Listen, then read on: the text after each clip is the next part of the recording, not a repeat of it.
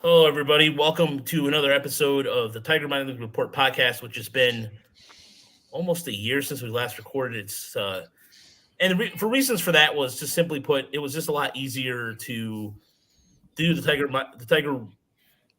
terms of minor leagues. I was trying to get Jake on the podcast as much as possible, but schedules got busy, and Jake was out there doing a lot of the stuff. So I wanted to make sure he was on here as much as possible. And we're going to have Michael from Motor City Bengals coming in over from Windsor to join us at some point too. So, Nice. and this is all minor league talk, nothing about the majors because there's really nothing to discuss. I mean, outside of the stuff you can find on Tigers Radio podcast. So, I wanted to mention thank you to we had a new Patreon subscriber. I'm not gonna give the name, but let's just say thank you for supporting the podcast or supporting the show, or excuse me, supporting us. Period. And yeah, so she was a fan of the work. So if you go to our Patreon, Tiger Minor League Report, you can join our either 3-tier or 5-tier. Everything goes back into what we're doing. So I'm in Chicago. Chris is In my basement. put back. And so we're going to talk about the mini camp stuff. And right now, Chris is investigating the roster, looking at who's on the roster. But this evening, it's just going to be a quick discussion about the roster. And yeah, we're going to be able to discuss a little bit of the Lakeland rotation. We're going to start projecting a little bit more. And so, Chris, doing your investigative work, who is missing from this roster? And irresponsible speculation. Begin. Go. Well, there's two different ways to categorize that. There appear to be two players, and I don't know if people can see or have seen the roster. Evan Woodbury tweeted it out, right? I don't know if anybody else has posted it. But there's a spot in the middle of it where two names are missing in each column. And we've determined the two names that are missing in the first column are Jose De La Cruz and Eric De La Rosa, because you can see them in the next columns. So they're there. In the final column, it's Brant Herter, the left-handed pitcher they took last year, and Blake Holub, who I don't remember if he was a draft pick last year or if he is a minor league free agent they grabbed. Let me check that real quick. And in the middle column, they're missing Spencer Torkelson and somebody else. And that one's kind of funny because it's all numerical based on the player numbers. And they have like 6 different guys who are 17 and like just a ton of dudes who have the same number presumably because they're playing at different levels. But, so what's the organization here? That doesn't make any sense. So, well, the one on the left is alphabetical. The one in the middle is supposed to be number. I don't know why they have so many guys with the same numbers. Like, did they not bother to change anybody's number for this, I guess?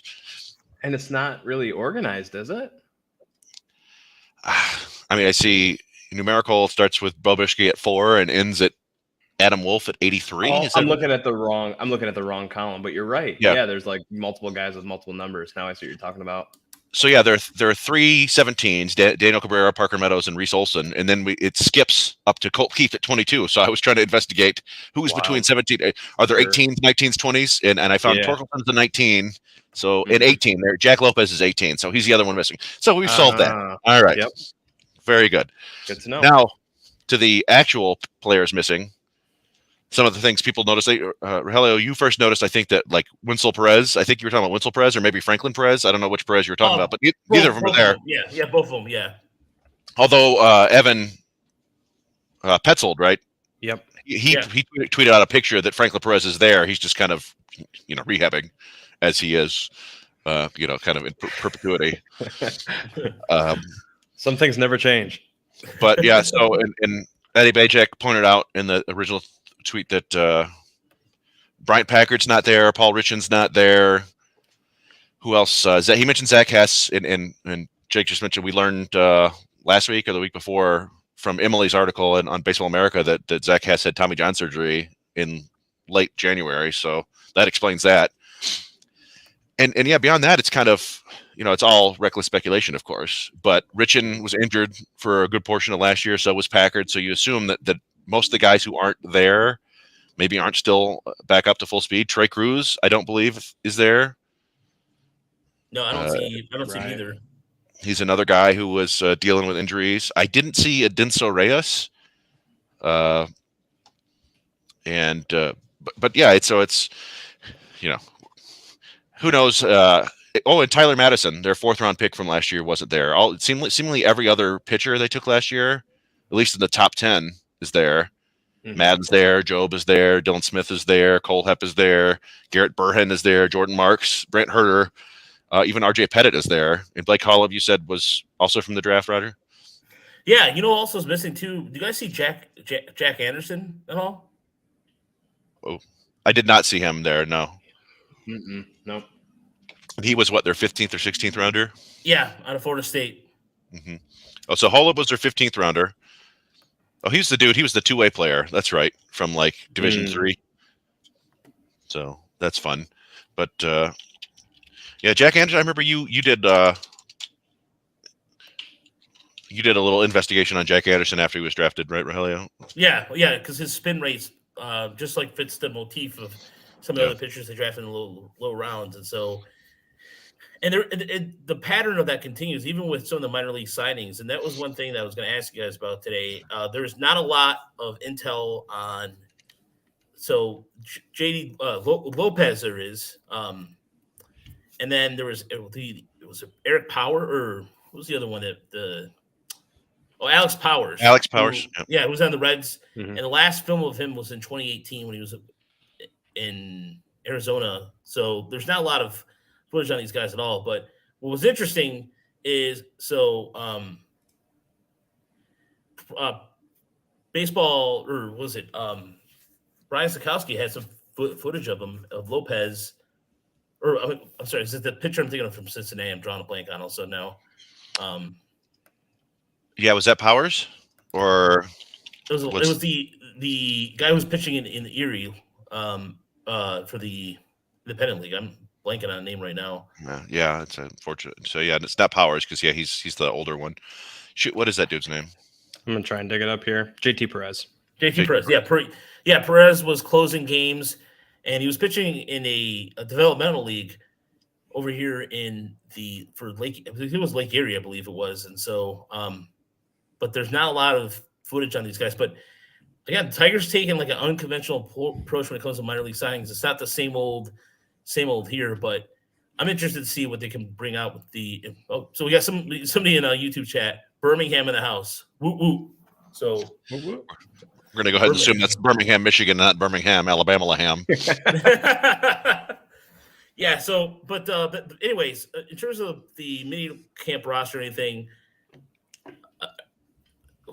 I know spring training starts on March 10th, but it's something. I mean, this is something that for the minor league fans would have you.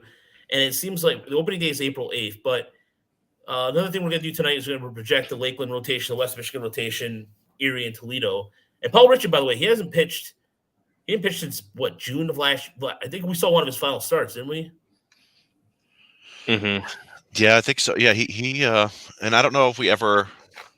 These are sometimes the minor league injuries you never get. You'll hear about it if there's like a Tommy John, but if it's anything less than that, but still somewhat severe, you don't hear about it. Like if a minor leaguer had what Matthew Boyd has, whatever the flexor tendon strain or whatever, we wouldn't hear about it. I don't think. It would just be 7-day DL. Yeah, for 700 days. Yeah, right.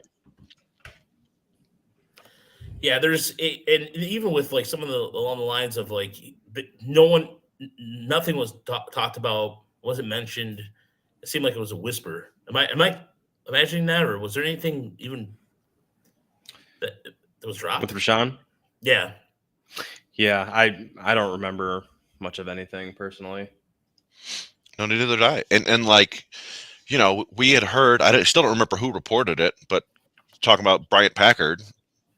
He spent most of the year battling injuries, and at some point, someone, I don't think it may have been McCoskey, reported that he's got a degenerative back condition. I haven't heard that anywhere else, and it's obviously it's one of those things where you're like, you don't know how much you want to divulge of somebody's personal medical information, but sure. But yeah, degenerative anything doesn't sound great for an athlete. So, I mean, that could explain why he's not there, but. So I'd show Rashawn was activated on September 22nd, 2021 from the 7-day injured list. So for what it's worth. Was that the final day of the AA season? It could be. Yeah, it could be something like that. So very Yeah, interesting. Oh, it is Alabama, by the way, Chris. Oh, no kidding. We have somebody from Birmingham, Alabama in the house. So We don't discriminate. yeah, welcome in, We'll man. have you. Welcome, Eric. Yeah, Eric's in there. So Roll Tide. Roll Tide. By the way, for anybody out there that if anybody's going to give us any crap for any Michigan fans giving us crap about seeing Roll Tide, it is kind of a cool thing to say. So, Hey, are we happy about this Harbaugh thing, by the way? I know it's kind of off subject. You know what? Not really, because all his coordinators, some of the one of his offensive coordinators was speaking how he didn't feel unappreciated. I think he took the job in Miami. I think what it was, but if they get him back to the Big Ten, that's fine. I mean, it was good to be relevant, but they still have a long ways to go. So I don't know. It's just the whole drama behind it. I'm just glad it's over with. Every year this is going to happen. I'm kind of sick of it, to be honest with you. And it'll happen next year too. Yeah. So, well, I mean, that's the hope, I guess. Is what did they sign him to a new deal today? Yeah. The hope is that will end the nonsense with the flirtations with the NFL. I don't know how many Nope. I honestly don't feel like he could do that again with the university putting up with it. Like they were like, okay. And I think, we all assumed that he was going to go to the NFL, and it just didn't, it sounded like the Vikings didn't want him. And so maybe nobody wants him, but I don't know. It's just one of those things where you have to assure players that the coach is going to be here. But I think it's getting to the point now where players are probably more concerned about, NIL, how they can make money while they're at school, how the school is going to leverage their, fame into, a career, and how they're going to make money or how they're going to get them to the NFL. I think a lot of times, I imagine most players don't really interact with the head coach all that much. It's usually just their position coach or their, coordinator. So I don't know. I've heard that it's kind of more so about the university itself and less about, who's there, because they realize this fact that people come and go. Yeah, and again, I understand why you want to have a name like Harbaugh in there, but it just seems like this constant, back and forth and all that is why. I mean, again, it's just the whole thing. Like, don't put Michigan fans through it, and I understand that, but it's over. It wasn't good, and whether they reach that level again, we'll see. But I mean, they have the talent to do it, but it's just all the crap behind it gets old quick. So, anyways, back to Tiger baseball. Yeah, so back to Tiger baseball. You're right. So looking at some of the names on Chris and I did this exercise, and we had a question about it last week. So we wanted to go over what the potential Lakeland rotation would look like and the various levels. And you look at the magnitude of some of these pitchers on here, and you kind of look and realize too, like a guy like Luis Castillo, for example, it seems like a very given. He's going to be in AAA Toledo. Some of these are pretty simple answers. And then there's guys like, for example, Garrett Burhan, who's in the complex league. So it's like, okay, is he going to start again who's going to start in the complex league? Who's going to Lakeland? So Lakeland, I was looking on the article for it earlier. So I was kind of figuring out, okay, who among these arms are going to stick around and stay there? Is Jackson Jobe going to start in Lakeland, or is he going to get an aggressive assignment in West Michigan? So I think my first starter there is going to be Jackson Jobe. I think Jackson Jobe starts the season at Lakeland. I really believe that, just based off the fact that he's only 19. There's no need to rush him. He's only 19, so I think he's going to be one of the first arms to go back there. I think Carlos Guzman's going to start the season in Lakeland again because of West Michigan being so stocked with arms, which we'll get to a little bit. But I don't know about you guys, but I think Guzman has another year there before. And you guys both have talked about this. He does have a certain reliever risk. Yeah, I mean, you guys saw him. I didn't go down there and see him. I've seen him. I think I saw him pitch against Bradenton. He may have pitched against Bradenton twice, so I was able to see him on screen twice last year. But yeah, I think Rogelio, you mentioned that there's it's a decent fastball and a pretty good changeup, but the breaking ball leaves a lot to be desired. And he seemed to lose some steam after the second, third inning or whatever. Like his velocity started dropping. So those are all pretty good markers for a future bullpen role. Yeah, and it's to the point now where the performance isn't there, so you're kind of willing to throw something at the wall, give him a change of scenery, change of pace, change of role, and kind of see what happens. But yeah, I think that's probably a realistic place for him to start as well. It just kind of depends, I think, more so on the organization at this point and what they have and what they need.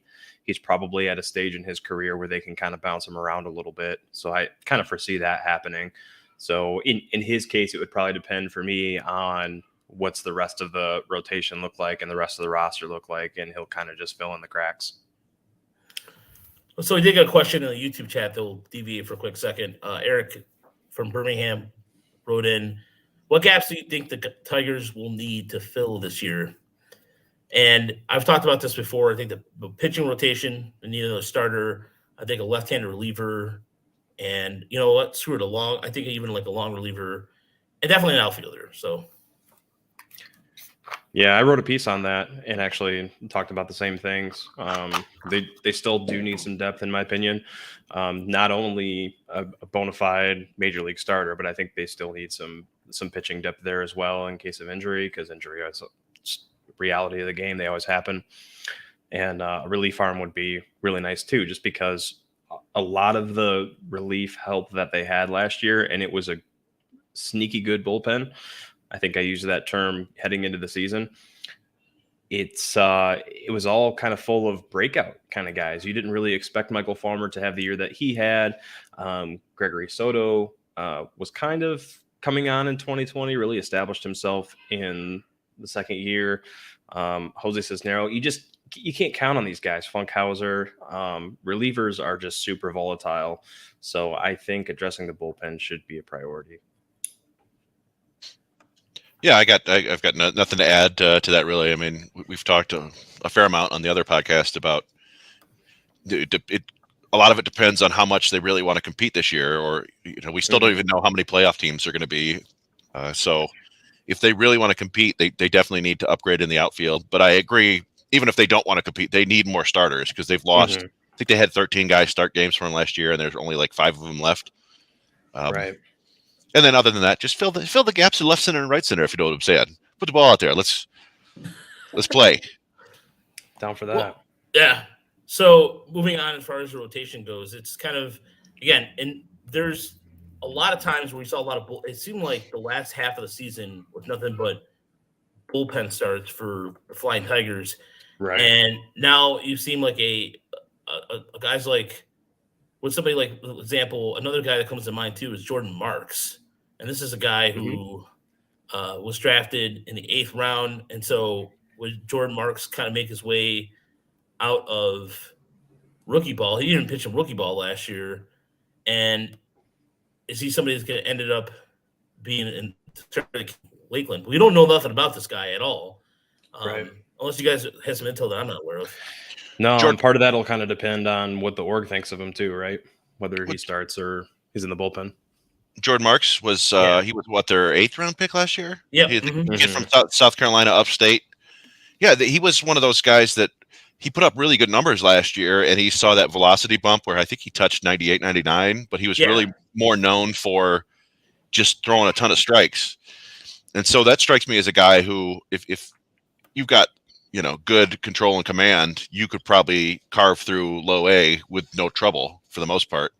So he may get a bump up. But one thing we haven't really considered, or at least I haven't considered, they have enough starters. They took enough last year and enough guys left over that they could work some sort of tandem starting system like the Astros did many years ago, where you have one guy going 5 innings, another guy going 4, or vice versa throughout the course of the year, just to get everybody multiple innings in a game. But it's tough. It's really tough to project this, because typically when I try to project the minor league rosters, I like to start at the big league level and then go down. But there's no big league level right now, so it's difficult. Yep. And the reason why I think this is kind of I like the challenge of this, and I'm doing an article for the Flying Tigers right now, is the idea of trying to, without the roster, it kind of go based off how many games the 3 of us went to last year. And Lakeland, again, not a lot of television games, although I heard that's going to change too, that within the next few years, every team in low A Southeast or Southwest, Southeast is going to get a stadium camera. So, which is fantastic. But another guy who I can think of that would go in there, RJ Pettit, who did start getting some time in West Michigan, but as Chris mentioned, Chris and I were talking about this earlier, whether it was out of necessity or not, because West Michigan's pitching roster also anytime anybody was good at West Michigan, like, all right, good, go to Erie now. And Erie had so many injuries, what have you. So, and then another guy too, I think is going to end up starting down there is Eric Pinellas. And I don't know if you guys know anything about him or the likes of. Good to see Gabriel Sequeira, who Chris has mentioned a few times his strikeout numbers, but a guy like Pinellas, is he going to be a starter or is he going to be a reliever? But it seems like he might be on the roster out of necessity again. He's not a guy who strikes out a lot of people, but I could easily see him being a guy on the rotation.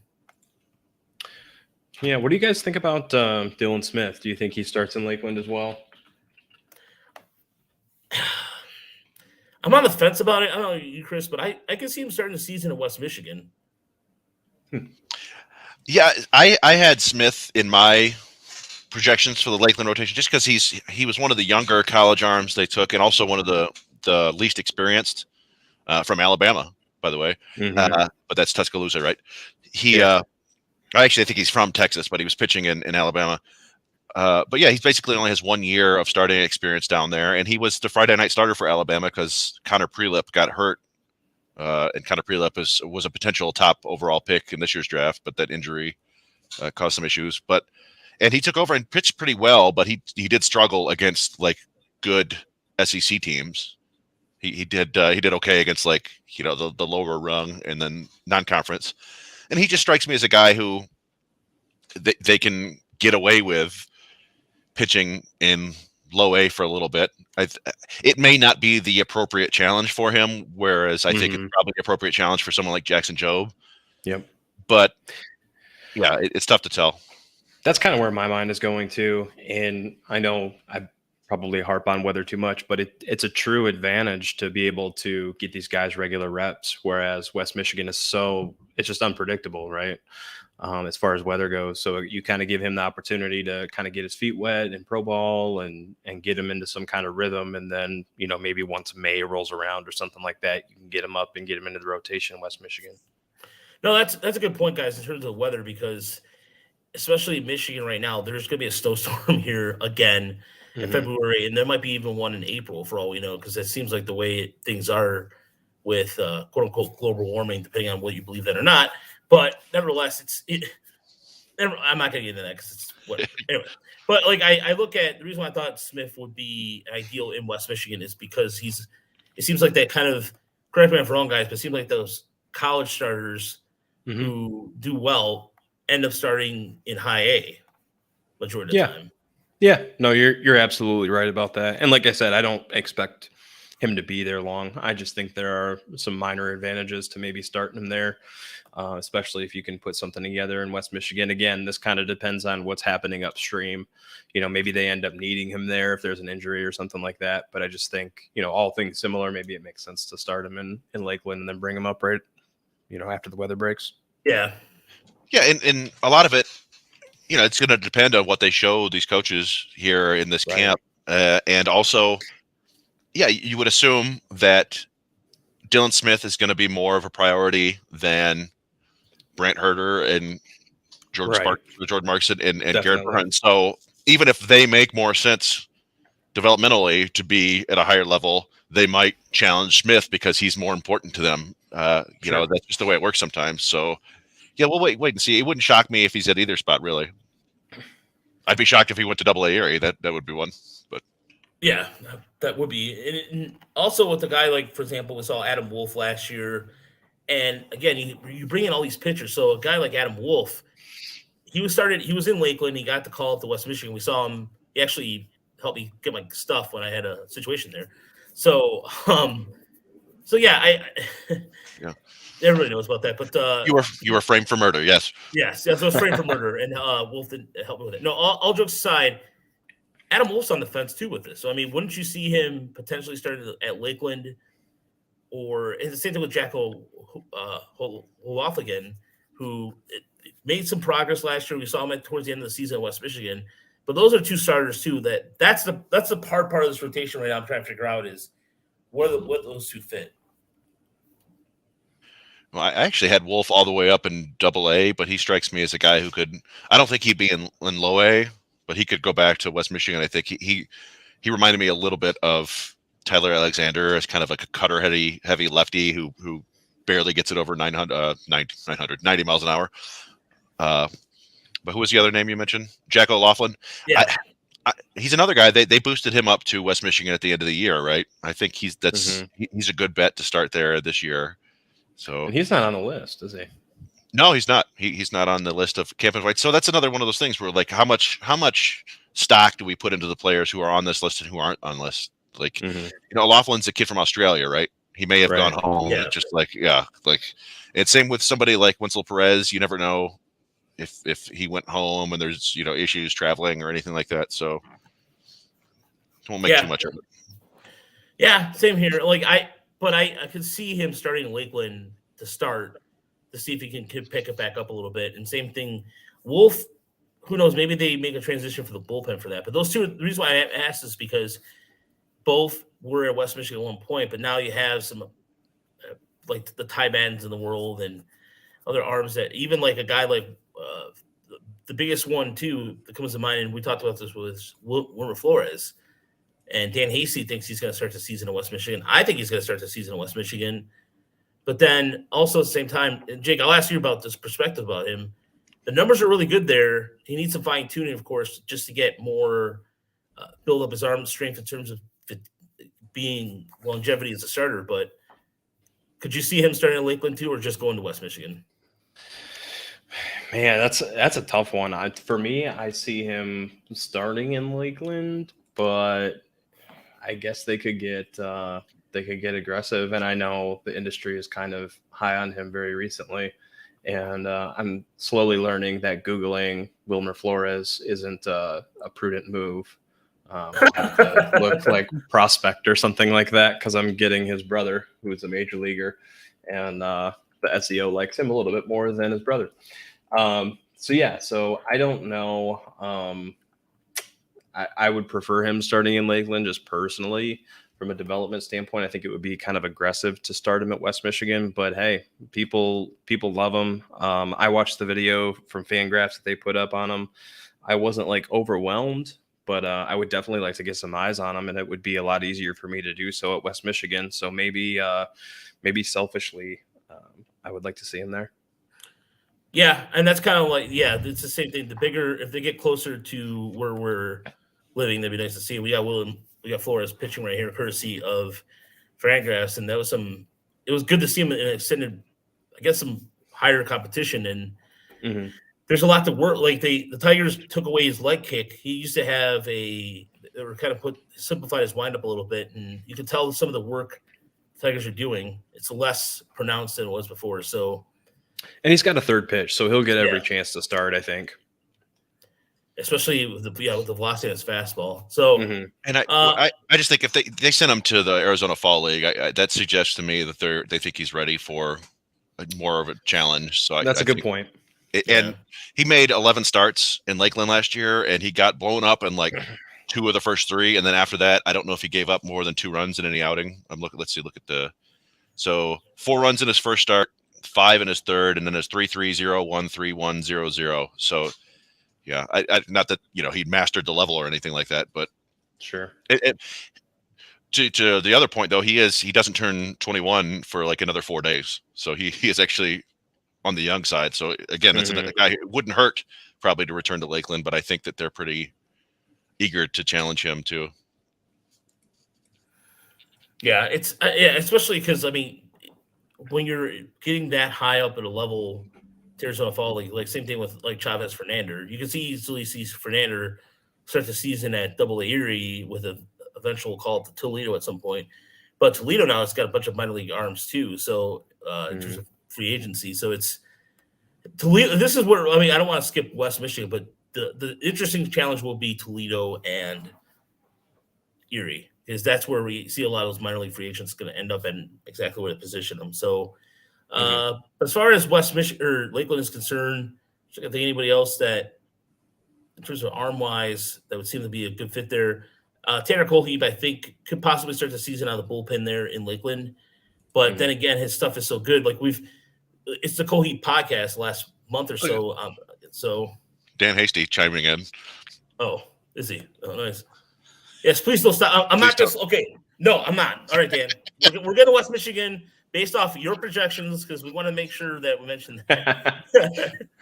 No, the only other thing I say, and I think I mentioned it last week, is I could see, at least at the beginning of the year, we could see some rehabbing prospect starters begin in Lakeland, like Alex Faedo, maybe at some point, or Wilkel Hernandez. Just, I think Dan had speculated that Wilkel might just move on into the bullpen.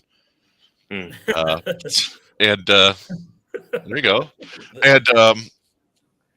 And like Paul Richin, who knows? Maybe he'll be down there rehabbing. So again, we're just speculating. We're doing our best to kind of give you guys a general overview of who we think might be pitching, but considering how many games you watched last year too. So good evening, Dan, from myself in Chicago. So it's good to be on the podcast. But as far as West Michigan goes, let's go to West Michigan.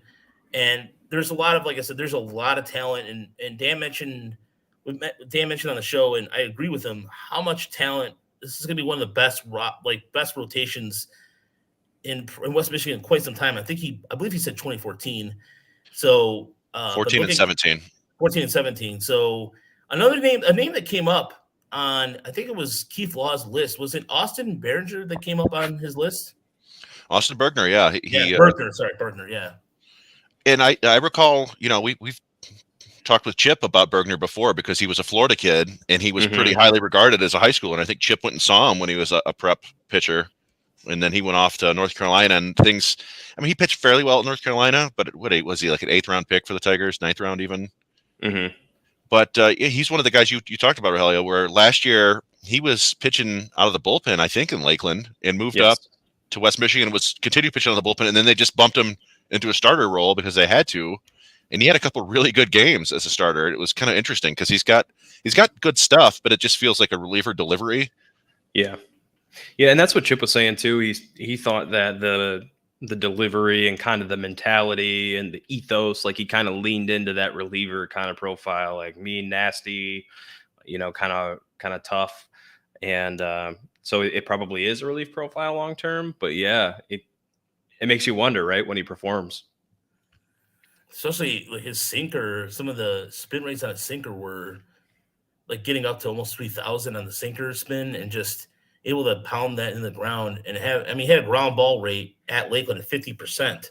And Lakeland, it was a ground ball rate of 41%, which tells me that, in a K per 9 of 11.7 doesn't really, exactly. It helps you a little bit. So, but yeah, there is, he started in 10 of the 17 games he appeared in West Michigan. So, perfect 4-0 start. And even like the FIP 4.25, tomato with that, but definitely a name to look out for. Yeah, I was looking here at his final 5 starts: 6 innings, 6 strikeouts, 1 earned run; 5 innings, 1 earned run, 6 strikeouts; 6 innings, no earned runs, 8 strikeouts; 5 innings, 2 earned runs, 9 strikeouts, and then 3 innings, 1 earned run, and 5 strikeouts. Like that's a strong way to finish the season. Yeah. Yep. So, okay, so we're ready. So we have Flores in the rotation. We're going to put Ty Madden in the West Michigan rotation. So those are the givens. Now, do you think Bergner maybe repeats? Ooh, just let him start some more. Yeah, if they view him as a potential starter, then that wouldn't shock me. Although, again, that's a strong finish. Like if they think that he can stand a challenge, then maybe bump him up. But yeah, I think I had Bergner and Brendan White. I had transitioned them to the bullpen and moved them up to Double-A in my projection. Gotcha. But none of these scenarios would shock me. Depending on how the guy's doing. But yeah, I think you're right, Rogelio. I had Flores and Madden as my top 2 there, and this would be the point where I think I had some of the older draft pick starters there just because of their age, basically. Right. But we could absolutely see Dylan Smith there if they think he's ready for it. So I think RJ Pettit, we talked about that earlier, he easily could be Lakeland, but if they decided to, I think he could handle assignment in West Michigan. But in terms of 21 draftees, that's another thing. Like, too, we have Madden already in there. So who else in the lower rounds, though? That's the. Well, I'm assuming Pettit's just a pure reliever, but. Oh yeah, that's right. Yeah. Well, he's the last of those undrafted guys, right? Pretty much. No, Pettit was drafted last year. He's He like was, the big okay. 6'8", 280-pound dude that was like, looked like a giant monster. Oh yeah, I'm thinking of Davila. Yeah. Those the undrafted guys that are kind of interesting that the Fangraphs even kind of didn't highlight them, but mentioned them all as sort of vaguely interesting. I do think we might see Montero back starting in West Michigan. He was a guy that they mentioned too. Yeah, sorry about that. Because he was starting there last year, and I think he might have been the youngest player on the roster when he was there. Mm-hmm. And it didn't go great for him, but they still like his arm, and he's a guy with naturally a high spin rate. So that's another one that they might want to develop. But I think he only made 10 starts before disappearing with some sort of injury. And then maybe somebody like Tyler Madison, you think? Yeah, Madison, their 4th-round pick. Now, he's the one that is conspicuously absent from he's, I think, the only one of their top 10 picks last year who's not there at the minicamp, which, again, we don't know what, if anything, that means, but he's a guy I think – did I have projected there? I did have him projected there. I had Madden, Flores, Montero, O'Loughlin, Madison, and Herder. Okay. Yeah, that's why I had Madison there. I had Herder – I was debating about that, but I ended up putting Herder at West Michigan. I thought he would start the season in Lakeland, but I don't know. It's really that again. That's also one of those dudes like flip of a coin for her based off his stuff. Yeah, Herder's an interesting one because I think he was already kind of old and then hurt his arm. I think in the pandemic year, so it was one of those like. He was going to get drafted that year, but hurt his arm, so there was only a 5-round draft. He didn't get taken and kind of came back last year. And could be one of those guys who pops up. I know that was a question we got. Yeah. About somebody who could pop up this year. Like, a college lefty who was injured for his 2020 season and came back last year, still kind of coming back from Tommy John surgery. Sure, maybe he can show you something next year. So moving on to we saw like Wheelkill Hernandez. Could you see him coming out of either starting the bullpen, and does the elusive Hugh Smith also? Because you see him starting the season at Lakeland too, based off his injury. But Wheelkill, you can see him start. I can see him start the season at West Michigan, maybe pitch out of the bullpen first. Yeah, that's probably realistic, I would think. Yeah, Hugh Smith, it's like anybody's guess. I think West Michigan would probably be like a starting point for him, but he's, 24 now, something like that? Like, he's going to have to move pretty quickly as he gets healthy. So what I'm going to do is I'm going to flip a coin, and we're going to see whether or not we see Hugh Smith at West Michigan. So heads, we see him, or we see him at all. Heads, we see him. Tails, we continue to think he's a shadowy figure. It is heads. So we will see Hugh Smith. Good to know.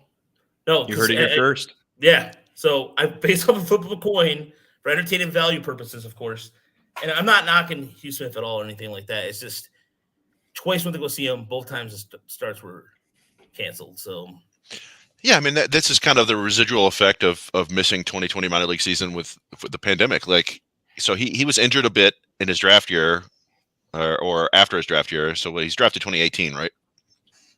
Yeah. Injured him in 2019. The 2020 season gets canned, and then he's injured last year. And it's like, man, that's basically like 3 years of a dude's development down the tubes, in part because of, something that was completely out of everyone's control. So you never know with guys like that. But yeah, I'm throwing him in like the Franklin Perez pile of, and not even probably not as interesting as Franklin Perez, because Perez was once a top 50 prospect, just like Right. somebody who is a complete wild card at this point, and getting anything out of him would be cool, but I'm not expecting anything. Yeah. Also, he's not on the list either, of the list that was released by Evan Woodbury. I don't see Hugh Smith on there. No, he's not. So yeah. So again, hopefully there's some news about that coming up. But that's pretty much about it in terms of West Michigan. Was there anybody else that was missing? Let's see. I think we pretty well covered it. Okay, so now Erie. So Erie is where, again, this is where it gets interesting because of the minor league free agents the Tigers have signed. And so we'll look at Ricardo Pinto, who did a lot of shuttling back and forth. He shuttled a little bit between Toledo and Erie last year. So, but now the Tigers have a guy like Luis Castillo, who I think is a reliever, I believe. So Erie's rotation looks like something along the lines of, this is what I had. AJ Lagwig could start the season there, because you look at Nick Kunza, who was the Tigers' Rule 5 minor league draft pick, I believe it was. Yeah, but he's a reliever, isn't he? Or did I miss that? Oh, yeah, maybe. All right, I gotta get my act together on that, because I keep thinking he's one of the starter. I'm trying to remember the. So I think Marcus, he's a reliever. Marcus Solbach, I think, is the only kind of long-time starter that they've added. Although maybe one of the two guys you mentioned earlier, the JT Perez or whatever, maybe one of those dudes. But yeah, I didn't think about that. So you're looking at, Logan Shore's going to be back in the mix too, in AAA Toledo. So maybe so I'm going like this. Maybe is Brandon White a guy that could start in Erie? I think he could. Yeah, I would say so. Yeah. I'll go with, this is what I have, like kind of a rough sketch on that. Brandon White. I could see Reese Olson starting the season at Erie to get some more starts underneath his belt. So I have him there. I also have AJ Ladwig there just as a org starter, eventually making his quick way up to Toledo. Garrett Hill, if he's not picked up in the Rule 5 draft, I can see him starting the season in Erie as well. And lastly, the only one arm I was kind of on the fence about too, but I'm going to say Bo Brisky starts the season in Erie too. Yeah, that all matches up. I had Brisky, Jesus Rodriguez, Garrett Hill, Reese Olson. I had Elvin Rodriguez with an asterisk because he's on the 40-man roster, so we can't really project that. Yeah. And then I also had Adam Wolf there, but also I have Chance Kirby, ? Yeah, he was in West Michigan the majority of last year, right? I think so, but yeah, I mean, there are a handful of, like, he could be the new generation AJ Ladwig, who just kind of is a quality organizational starting pitcher who can go and help you at any level. And those are, like, Jesus Rodriguez is the same way. Those are really valuable guys to have for an organization, but it makes it hard to peg where they're going to be, because they're just going to be wherever the organization needs them. Right. Yeah, he actually spent more time in Erie. I was wrong. 11 games in Erie, 8 games at West Michigan. So, and he started 7 out of his 11 appearances in Erie. So yeah, it's I don't know. It's tough to project. And again, the Elvin Rodriguez stuff makes it a little bit more difficult. And he's a guy who could go to Toledo. I mean, again, like, depending on what happens, if and when the season starts, it's not out of the question that Matt Manning begins the season back in Toledo. Which, not at all. Bumps everything back down, and it's like, it's just hard to project right now. Yeah, on one hand, he's like 26 years old, so it's like, okay, like Toledo's realistic for him at this point. It's kind of now or never in terms of, his major league aspirations. But on the other, like you're talking about, it's like, okay, you got Wentz, you got Faedo, you got maybe somebody like Manning. Did they sign a starter to a minor league deal as well to kind of Marcus Solbach? Yeah, so he could probably fill in there. So that Toledo rotation kind of fills up in a hurry. So he might just be, out by default. But again, that's another one where if there's not, like, Fido and Wentz can't pitch.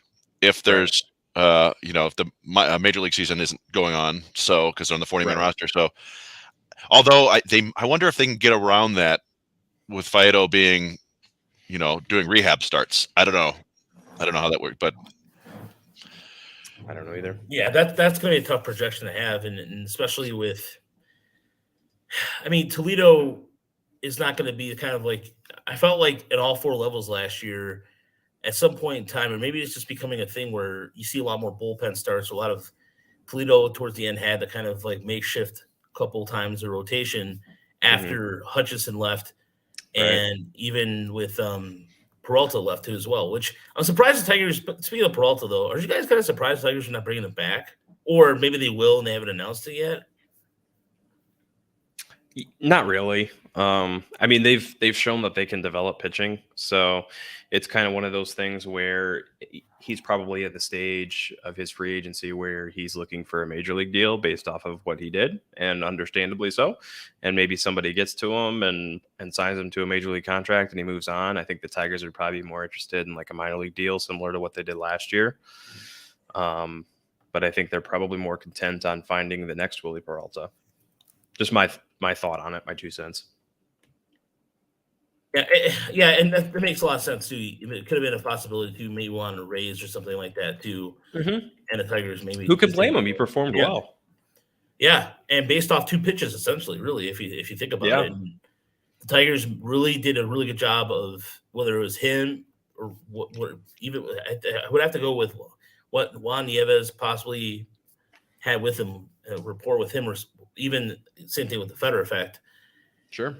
Definitely. So, but yeah, the Toledo roster is pretty much set. Our rotation is pretty much set. That's going to be the easiest one. But the even a guy like another arm too that I was thinking about too. Some of the bullpen arms are along the way. We're not going to go in the bullpens because that's going to be a giant cluster bleep. But a guy who I really going to miss pitching, and he got picked up by Houston, is Ruben Garcia. I thought Ruben Garcia's numbers, despite his walk numbers, he had some really interesting strikeout numbers in terms of what he was able to do. He at West Michigan had no problem with it, handled it, and then the walks at Erie got a little out of hand. But I still think there was enough to work with there that I wouldn't mind seeing him in the organization another year. But the Astros were like, nah, we're gonna probably take him into a super reliever, make him better, because that's what Houston does. Pure funk too. Yeah, it's kind of a fun guy to watch in general. Yeah, even like a guy like Yaya Shinoof, who was he on the? Was he on there? Shinoof, I didn't. Yaya Shinoof isn't on there. No, Shinoof isn't there. That old lefty they got from Ohio State isn't there. He barely pitched last year though. Blanking on his name. Smaller reliever. Yeah, I mean, there's only so many guys you can bring into camp, I guess. So.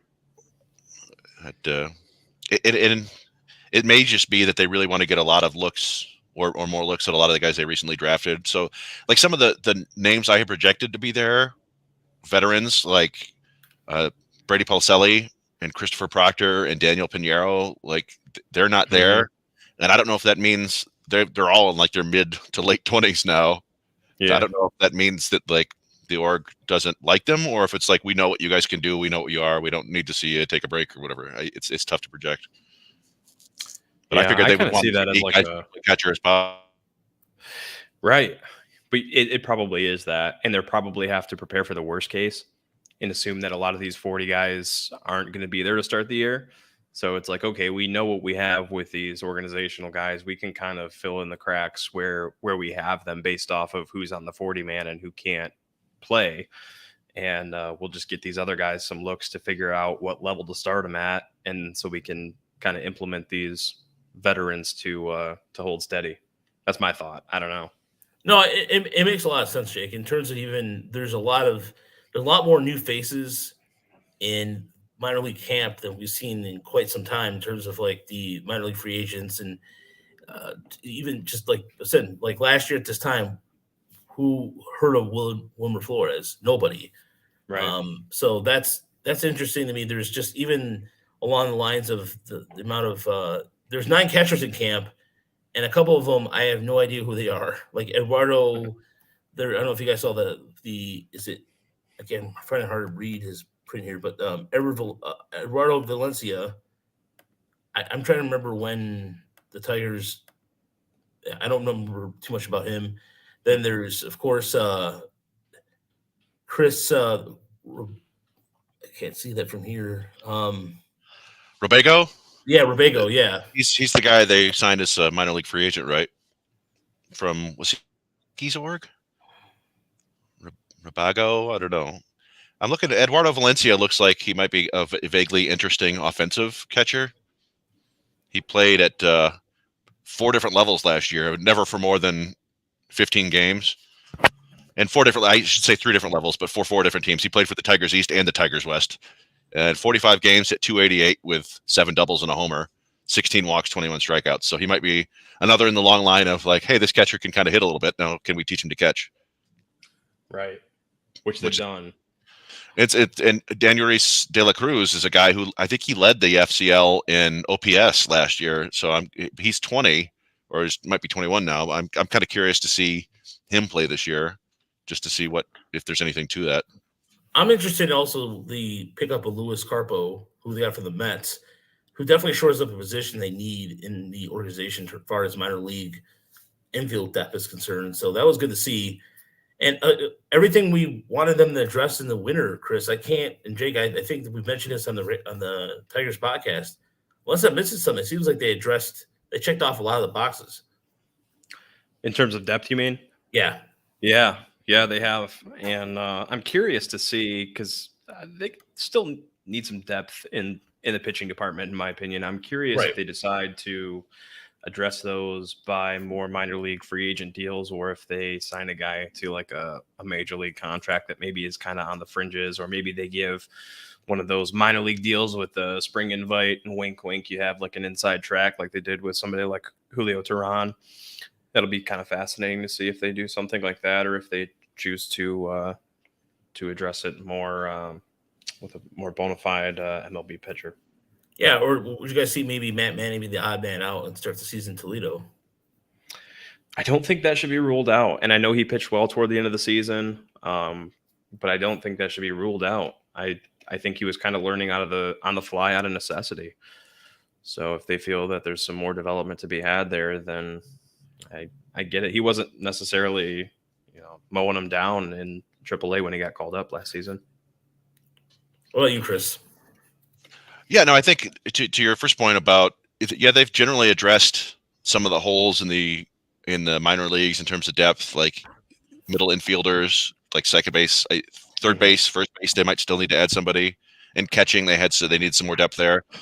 And with Jake saying, I definitely think they need more pitching, but I wonder if this is an issue where there's just a lot of kind of fringe pitchers right now who are holding out hope for a major league job, or one of those, like Jake said, invites with a, chance to get on the 40-man. So the depth guys that they could be signing, they're just kind of waiting on. But I do think that if and when the major league season starts, we'll see kind of a flurry of fringe level starting pitchers sign, and maybe 1 or 2 of them make the roster, and that would push Manning down. But right now, I think Manning is your 4th starter. Yeah, you got to put him in at this point.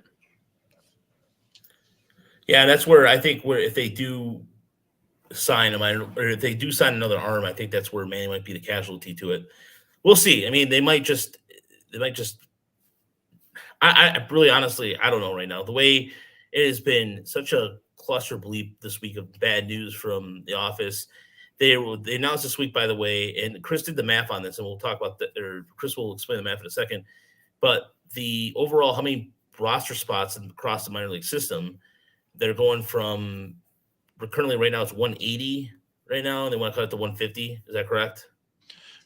Yeah, so that was I think Jeff Passan was the one who wrote that story, and it was about how Major League Baseball is looking to cut the number of domestic reserve roster spots, I guess they call it, from, like you said, 180 to 150 or below. I believe they said 150 or below.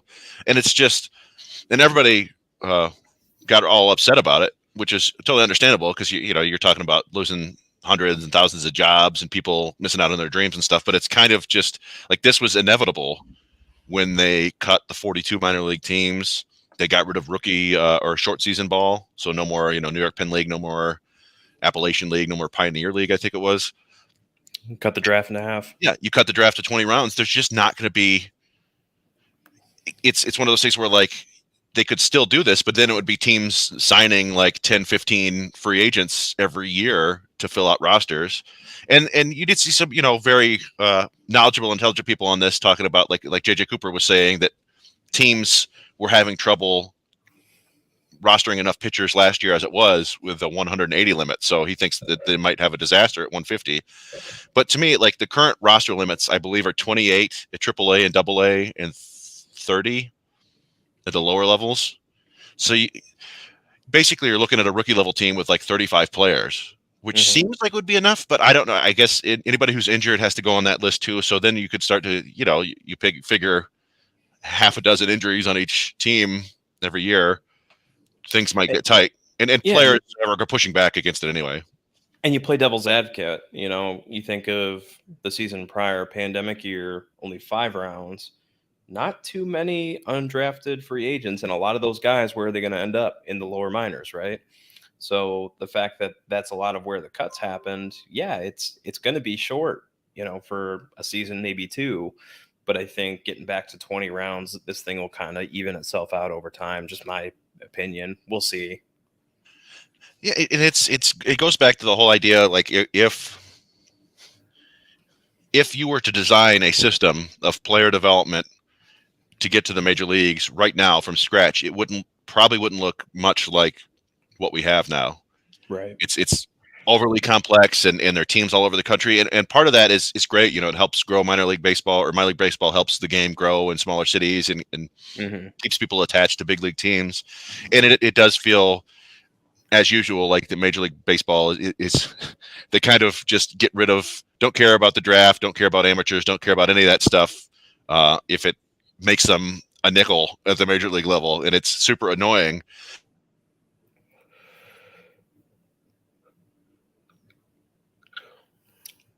I might have lost Chris. You guys got Chris? Yeah, I lost Chris on that. I have 60. What did I lose you? Yeah, he lost me there. What's up, Keenan? Oh, sorry. What's up, Keenan? Hey, Keenan. Yeah, no, I was just saying that they'd like to have a more streamlined system where you don't have 60 guys in camp and you can't spend any time with them, and most of them barely have one fringe major league tool. It's you hate to be harsh like that. You don't want to crush anybody's dreams, but yeah, down in rookie ball, 95% of these guys aren't even going to reach AA. No, and when you put it that way, Chris, it makes a lot of sense, because when you first read it, you kind of like you had that outrage thing, but then you think about it long term. Again, it's just the reason why I'm kind of always perplexed. It just seems like it's kind of like it feels like one of those issues that you can kind of sneak underneath the rug versus just doing a PR. It's like another PR thing. It's like back to back to back. How do you not guys figure out that having all bad PR in 1 week is a stupid idea? That's the part. Like they could have disguised it like they do with what was the America's Pastime bill they were trying to pass, and like they could do that a lot better. But why?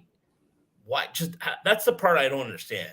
There's a lot of ways to make like the way Chris explained it. If it had said like that, I'm like, okay, that makes sense. Saving America's Pastime. Well, I think if the owners explained it, they would probably present it some way close to what I said. We're like, yes, this is better for development, which could be garbage talk. I think this was an example of the players leaking something that they knew people would be upset about. Their effort to win the PR war, and it does. It makes baseball look ridiculous and greedy. And in the stories about them in court arguing that minor leaguers shouldn't be paid in spring training because they're the ones benefiting from it. It really makes the owners look like Mr. Burns, and it sure seems like a lot of them are like that. So I think that the players have done a good job winning the PR war this time around, but I don't know if it means anything yet. They're supposed to meet tomorrow, right? Yeah, yes. I read that earlier. Look, we'll see what happens. I've had radio internships tell me the same thing. Like, we'll work you and you'll get all this experience. But guess what? You never will ever, ever, ever, ever, unless you move to a small town. So forget about it. Bye-bye. But it's the same thing with radio interns, but that's another story for another day. I was just a bore-out phone screener. and a part-time DJ. Anyway, this is the first time I've done on the podcast where let's just say I've been in a You've been boozed up. a little bit. I got a couple Chardonnays. What about it? You're doing shooters all night. Jello shots and what is it where you drink out of somebody's belly button? Belly shots, I guess. Yeah, that's the one. I guess. So I right before we were at Putt Shack, which is an indoor putt shack here in Chicago. Fantastic time. So if you're down here in Chicago for that, really cool. And they actually track the ball when you hit it. So if you're trying to say, oh, I shot it 4 times and you shot it 5 times, they know that you're lying. The score is actually live on there. So that's what I was wondering, because you sent me a video clip, and it was one of those things where the it looked like you could just put it right to the left and be fine.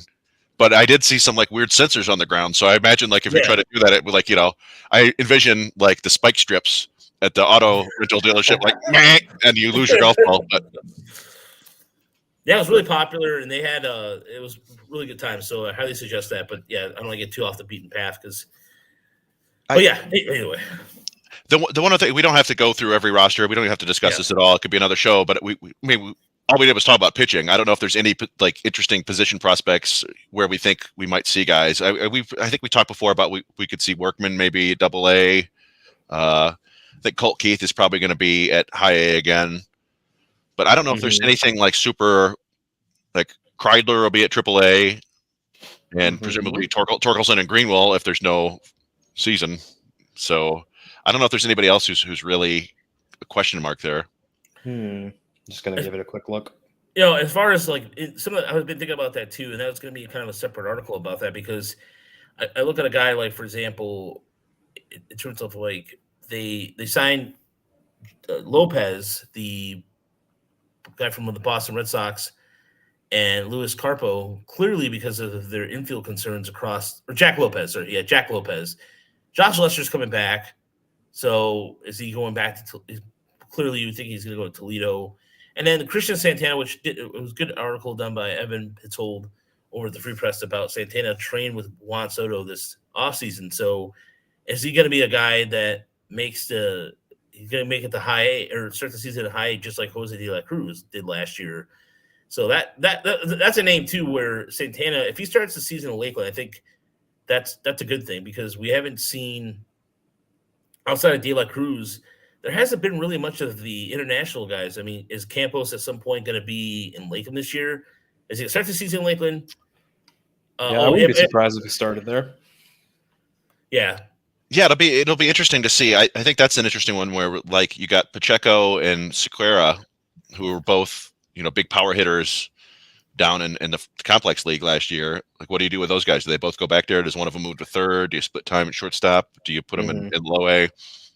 Yeah, I wouldn't be shocked if Campos goes to low A, and nor Santana really, because they do seem to be really high, and the industry seems really high on him. So that would be exciting to see him down there. 2 or 3 that are kind of interesting to me in terms of assignments, and Keenan mentioned it just now. Parker Meadows is one where I'm kind of interested to see what they end up doing with him. AA seems like the natural kind of landing spot for him, but I guess we'll learn on what the organization thinks of him with what they do with that. The other one is kind of interesting to me is Dylan Dingler, to see where they end up assigning him, because he finished the season in AA, and I wrote an article about it, motorcitybengals.com, check it out. He kind of limped offensively into the end of the year, and then he had the broken finger or whatever it was that kind of ended his season. So it'll be fascinating to see if they decide to get aggressive with him. I know they think highly of him. They could have somebody like Cooper Johnson, and then, of course, they could always sign somebody, too, to kind of fill in for Toledo if they wanted to. Obviously, there's no Jake Rogers, so it'll be kind of Dustin Garneau and Eric Haas up top. So that'll be kind of fascinating. And then if you wanted a third, I think it'll be fascinating to see where they put Lipschitz. Yeah, that's a good call there, Jake, because especially with Lipschitz could be I don't know. Again, I know. I'll try that again. Take 2. I can see him even starting the season at AAA Toledo. Andre has that kind of skill set. He could do that. And even with Dingler, again, how much do we consider the injuries last year, why he struggled. So that's a good question, a fair question to ask. And the thing with Lipschitz too is you look at Toledo and how it's constructed. So you got, ideally Paredes is probably going to start there. You got Kreidler, they signed Lopez. So that left side of the infield gets crowded in a hurry. Cody Clemens could possibly be second base or first base. Right. Torkelson could be back at first, but yeah, and I think Lipsius basically held his own in AA last year. It was like a 97 WRC plus, so it was okay. But you could reasonably. What did he spend like 5 weeks in West Michigan last year to begin the year before they bumped him up? You could see something similar like that. He strikes me as a guy who will be kind of one of the first names called up from AA to AAA if and when somebody gets called up to the majors. Paredes comes up, you put Lipsius up there at third. Clemens goes up, you put him at second. So, but yeah, I think he's probably a AA. It's just one of those things where like I don't know, he's not like a super high priority prospect, but he's probably a guy that they still want to play every day. So you don't want to put him up in Toledo just to be a utility man. Right. Yeah, I agree. No, even though they'll probably move him around. It's one of those things like he'll probably play every day, but he'll probably move around a little bit too. Yeah. Yeah, even when you look at the outfield right now, I was looking at I realized that there's only 7 in minicamp right now, which is not a true reflection of everything. But then I was thinking about last year with the names I don't see in minicamp right now are the likes of. I just realized, do you guys see Austin Murr on here? No Murr on there. No. So I guess he would be the one. He's the one player from the top 10 last year who didn't get invited to minicamp, other than Madison. So Murr and Madison, maybe they just don't like M's. But although what Marks is there, so that throws that argument out of the window. But yeah, I don't know. Is it only 7? Because remember the one side of the list was missing. Let's see. You got Green, you got Cabrera, you got Campos, you've got De La Cruz. You've got De La Rosa, Meadows. Is that all 7 of them? Yeah, it's all 7. Robson. So yeah, yeah. I don't know. I do think that we talked about it before. The outfield is kind of curious too, because it's another thing where if you work from the top down, you might have Hill and Cameron and Victor Reyes in Toledo theoretically, if something gets funky, and Green is up with Grossman and. You got Harold Castro as like your super utility outfielder or something, or Willie Castro is a full-time outfielder. So then you got Robson down in AA again, maybe, which might move De La Rosa. It's tough to figure out, but fun to play around with in your head. Yeah. So there'll be more educated speculation as time goes on. So, but yeah, we just wanted to let everybody know that the Tiger Minor League Report podcast will be back in rotation. We're actually going to be doing something different this year. After every game, we'll do a recap. Like it could be a 2-minute recap, a 3-minute recap. If we're not live at the ballpark, kind of like an audio form to just kind of give everybody what's going on. And then as far as what we're doing during the regular season, I got to talk to Jake about this part of the committee meeting, but we're going to be on Erie, West Michigan, get all that press stuff taken care of, and being on the road enough to where it's not burning all 3 of us out. So just kind of doing a balance of it, but we'll definitely be out all affiliates. Lakeland is still got to figure out Lakeland, but if you want to help us get to Lakeland, that's what Keenan's for. Yeah, Keenan, special assignment reporter. Keenan's the Godfather is like, all right, guys, let me do my thing. But that's why I go to patreon.com/Tigers Minor League Report. I changed it, and every bit helps go. Everything goes back into what we're doing. So, yeah, Keaton said he's got us. Thank you, sir. We definitely want to go back to Lakeland. I want to go. Crap. I mean, Chris has never been to Lakeland, right? I went for Major League Spring Training in 2008. I saw Dontrell Willis pitch. That's it. And Jake, you haven't been to Lakeland, right? I have not. No. So we want to get to Lakeland and check out some. Oh no! Roger dropped out. He went to Lakeland, I guess. We are not fit to take over. Roger is the man when it comes to. But I think what he was talking about, our plans for this year. We went to a lot of games. You got a lot of video for Prospects Live and for Tigers Mhm. Minor League Report. And if you haven't checked out Tigers Minor League Report YouTube videos, we put up every home run from Dylan Dingler, Ryan Kreidler, Riley Green, and Spencer Torkelson the other day. You could watch an hour's worth of home runs if you want. Yeah, and it's all we got the playlist organized too, so it's all it flows a lot better. So if you have any suggestions on the playlist too, just let us know. Somebody made was it Deadly Ninja Bees was like his comment was, can you guys record every single Isaac Paredes 400 foot home run that goes foul? Well, yeah, I mean, I don't know. I could look through all his deep foul balls last year. Yeah, I'd have to go to Savant because everything's off of the MLB film site, of course, because those players no longer exist. Yeah, thanks a lot, baseball. I mean, come on, really? I don't want to watch the same thing over and over again, and it's just ridiculous. Come on. You go to MLB Network, and I love The Naked Gun, but they're playing The Naked Gun the other night. I'm like, what? I mean, it's kind of a baseball movie. I mean, it's got some of the greatest baseball scenes ever, but it's really just an absurd movie. It's like, why is this on MLB Network? Oh, because it's baseball. Yeah. At least they're not showing Air Bud yet. If they start showing Air Bud, then we have a problem. Or I'm trying to think of another baseball. Like, what's a bad baseball movie? You know what they haven't shown yet? Who you ask, I guess. Yeah. I've never seen Angels in the Outfield. I think some people like it, but I've never been inclined to watch cheesy. They're all kind of cheesy, aren't they? Field of Dreams is kind of cheesy, even though it's a classic. What do you guys think of The Scout? Absolutely. I've never actually seen The Scout. What? Did it? Well, yeah, did it quite. No, but there are some great baseball movies we've talked before. Sugar is a really good movie. Mm-hmm. Yep. I like Moneyball. It's not necessarily saying anything, but I don't know what Home Run Showdown is, but it sounds fun.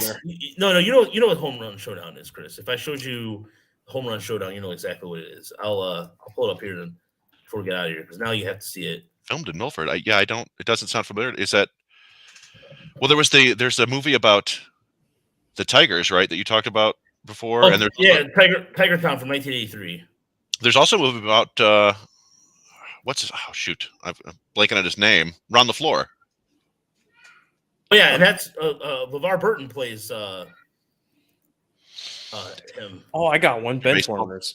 Mr. 3000 with Bernie Mac. What about? There you go. Yeah. Why are they all named Mr.? Wasn't there Mr. Destiny with Jim Belushi? It's like a takeoff of. It's not even a baseball movie, really. He was just a high school baseball player who struck out. We do need Perry. Mr. Destiny was Jim Belushi and Linda Hamilton. I've never heard of that movie in my life. So here's the premise of the movie is that Jim Belushi is a high school baseball player and he strikes out and doesn't hit a home run, and then his life sucks by the time he's 35, or it's okay. It's like It's a Wonderful Life, and he wonders what would have happened if he had hit that home run. And it goes back in time, and he hits it, and suddenly he's all rich, but everything sucks now. And his wife, he misses her. It's not a good movie, but it was fun when I was 13. Do you guys remember this at all? I've talked about this before. Home Run Derby. The show? Yeah, you remember this? Yeah. Where they had the superstars of the 50s hitting home runs against each other. That was great. Maybe I got confused there with Tom, but I like this idea of having they should bring this back up and have the players do this and just have that would be awesome. To me that'd be great. But this is one by the way for Kean to wet his whistle on. It's K-Line versus Hank Aaron. So this guy right here, this is at Wrigley Field, but in LA. So fun fact for you. Interesting. Yeah. Look at that guy. Yeah. What a square. Yeah, what a square. He's like, hey, how's it going? And I can't play the audio, but I mean, this is K-Line way early in his career. And by the way, I love these uniforms. And this is just the away uniform now, but the script seems simpler out there. But anyway, yeah, Home Run Derby. This was the show. They should remake this. Would you watch this if you saw the modern guys play this? Honestly. Yeah, it'd be fun. Yeah, for sure. I you go out there and see Ohtani take on Soto again, like they did in the home run derby at the All-Star break. Heck like, yeah. I'd watch that and this was just what they got 3 outs per inning.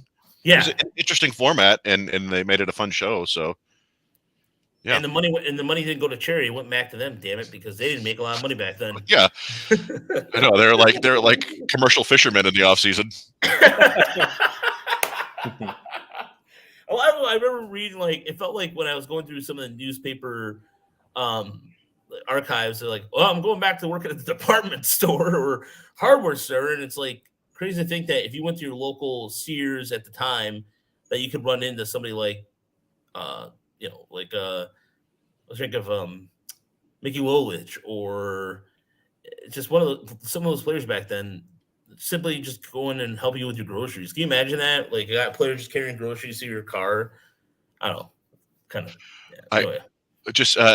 I remember the movie Mr. Go. I think we've talked about it before. It's a South Korean movie about a gorilla who becomes a really good pitcher.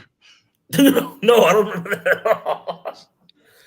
Yeah, we might bring back our movie series if baseball doesn't get their act together, and actually do some other movies, some more of the more popular movies like Major League and that kind of thing, and those kind of even a movie like I'm trying to think of another one that's very relatively obscure. Maybe those old like the Pride of the Yankees, which everybody talks about being a great movie, and I don't know. I want to see what the big deal is about not being a Yankee fan. So, anywho, so thank you for. Oh yeah, that's right. Michael Mayer on YouTube said Joey from Friends of the Movie with the Chimp is a baseball player, and I guess that was Ed. Yeah, it's Ed. Yeah, you're right. I forgot about Ed. Yeah, Ed's a piece of crap. Yeah. Fight me on it, Matthew LeBlanc. Well, you probably could kick my ass, but anyway. Well, and there was a movie with Richard Pryor and John Candy as baseball players. I don't know if that was Brewster's Millions or what, but I remember that. I think that was. Vaguely. Yeah, that's a good call too. That's Yeah. Anyways, we can go on and on about this, but we'll save it for another day. We'll save it to Tigers podcast. Speaking of the Tigers radio podcast, we're gonna have Phil from Cuba, the Cuban. He's been down there being a correspondent for Cuban baseball. He hosts a website. We'll be talking about that tomorrow, and hopefully I'll be making it back from Chicago without. It's supposed to be a winter storm coming all the way through. So safe travels. Safe travels. Thank you very much. And again, once we get more minor league information, this is strictly all talking minor leagues, and we appreciate you taking out the time to come out tonight. This is one of the highest viewed pods we've had in a while. So something to talk about. Yeah, and I don't even have I don't have my best gear. I have my headphones on. That's what I'm resorted to. So until then, everybody, we'll talk to you soon. See you.